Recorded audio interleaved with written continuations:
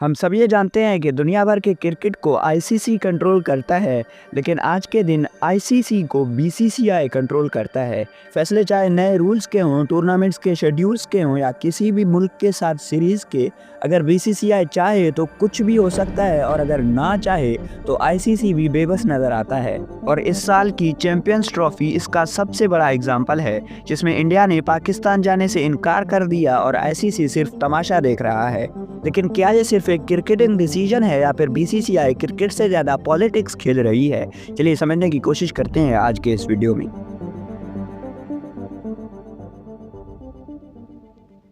सबसे पहले आप मुझे बताओ कि क्रिकेट की सबसे ज़्यादा सक्सेसफुल टीम कौन सी है? Obviously Australia.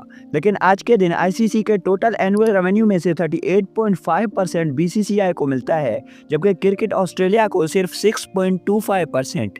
लेकिन ऐसा है क्यों? सबसे पहले ये समझते हैं। अभी आप सोचकर देखो कि एक कंपनी है जिसके पास 2 टीम्स में से सिर्फ एक को स्पॉन्सर करने का चांस है।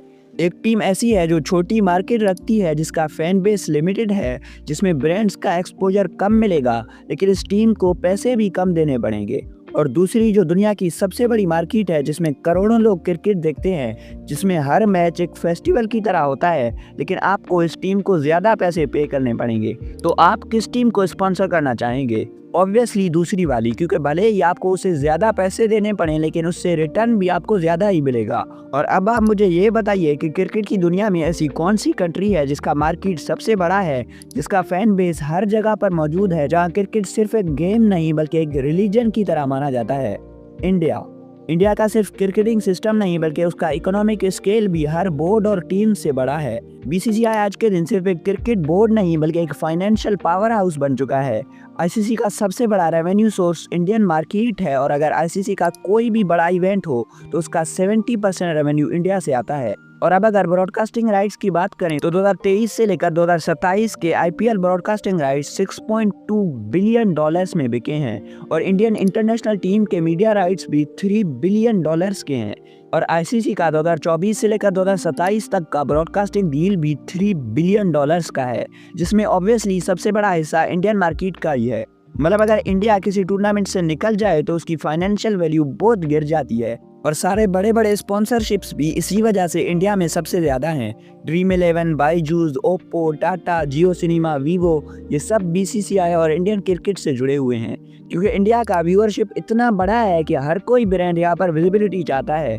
ये सिर्फ एक कंट्री का क्रिकेट बोर्ड नहीं बल्कि एक $1 बिलियन इंडस्ट्री है। और अब अगर इंडिया किसी आईसीसी टूर्नामेंट को ना खेले तो आईसीसी को बिलियंस ऑफ डॉलर्स का नुकसान होगा, जो कि 2007 में पहले ही हो चुका है, जहां पर इंडिया 2007 के वर्ल्ड कप में ग्रुप स्टेज में ही बाहर हो गई थी, जिसकी वजह से बीसीसीआई और आईसीसी को बिलियंस ऑफ डॉलर्स का नुकसान हुआ था। और इसी वजह से इस साल की चैंपियंस ट्रॉफी का हाइब्रिड मॉडल सिर्फ इंडिया के लिए डिजाइन किया जा रहा है, क्योंकि अगर बीसीसीआई कोई फैसला ले तो आईसीसी भी इसको इग्नोर नहीं कर सकता। तो असल सवाल ये है कि क्या क्रिकेट का फ्यूचर सच में आईसीसी के हाथ में है, या जहां पर पैसा ज़्यादा होगा वहां पर डिसीजन भी वही लिए जाएंगे? जब पैसा किसी एक जगह से आता है तो पावर भी वहां शिफ्ट हो जाती है। ये सिर्फ क्रिकेट में नहीं बल्कि हर बिजनेस और इंडस्ट्री में होता है। बीसीसीआई की फाइनेंशियल डोमिनेंस ने आईसीसी को एक डिपेंडेंट ऑर्गेनाइजेशन बना दिया है, और इस साल की चैंपियंस ट्रॉफी का केस सिर्फ एक एग्जाम्पल है। इंडिया पाकिस्तान नहीं आना चाहता और आईसीसी ने बिना किसी ज़बरदस्ती के हाइब्रिड मॉडल का स्ट्रक्चर मंजूर कर लिया। आप खुद सोच कर देखिए कि अगर कोई और टीम पाकिस्तान जाने से मना करती तो आईसीसी का रिएक्शन क्या होता? अगर कोई दूसरी छोटी टीम होती तो क्या आईसीसी ये मॉडल अप्रूव करता?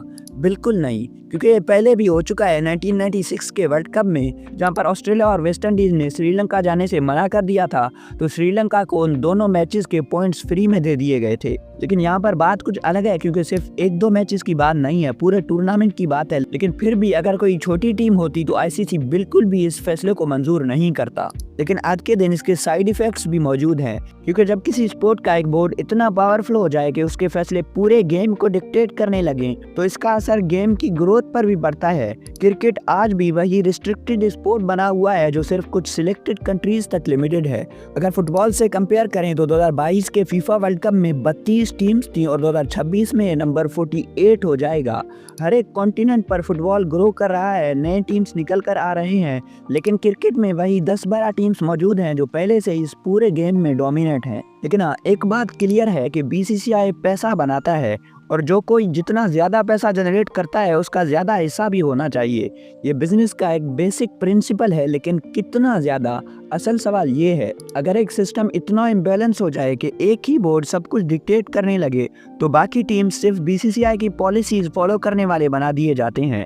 क्रिकेट को अगर सच में ग्लोबल स्पोर्ट बनना है तो पावर को बैलेंस करना होगा और पैसे को सिर्फ एक जगह पर कंसंट्रेट करने के बजाय पूरे सिस्टम में डिस्ट्रीब्यूट करना होगा। अगर ऐसा ना हुआ तो क्रिकेट कभी भी फुटबॉल की तरह एक ट्रूली ग्लोबल स्पोर्ट नहीं बन सकेगा। मैं मानता हूं कि दुनिया भर में फुटबॉल के बाद सबसे ज़्यादा क्रिकेट देखा जाता है, लेकिन जब उनमें से मोर देन 50% सिर्फ इंडिया से हैं तो क्या बात बनेगी। और ऊपर से क्रिकेट के 90% फैंस सिर्फ इंडियन सब कॉन्टिनेंट पर मौजूद हैं, यानी इंडिया, पाकिस्तान, बांग्लादेश, श्रीलंका और नेपाल। सिर्फ ये 5 कंट्रीज क्रिकेट के 90% व्यूअरशिप को कंट्रोल करते हैं, तो फुटबॉल के साथ तो बिल्कुल भी कंपैरिजन नहीं बनता। लेकिन अच्छी बात यह है कि क्रिकेट को अगले कुछ सालों में ओलंपिक्स में भी ऐड किया जाएगा, तो दुनिया भर के दूसरे लोग भी क्रिकेट को जान पाएंगे। अगर आपको कोई कंफ्यूजन है तो आप मुझे कमेंट्स में बता सकते हैं। Thank you.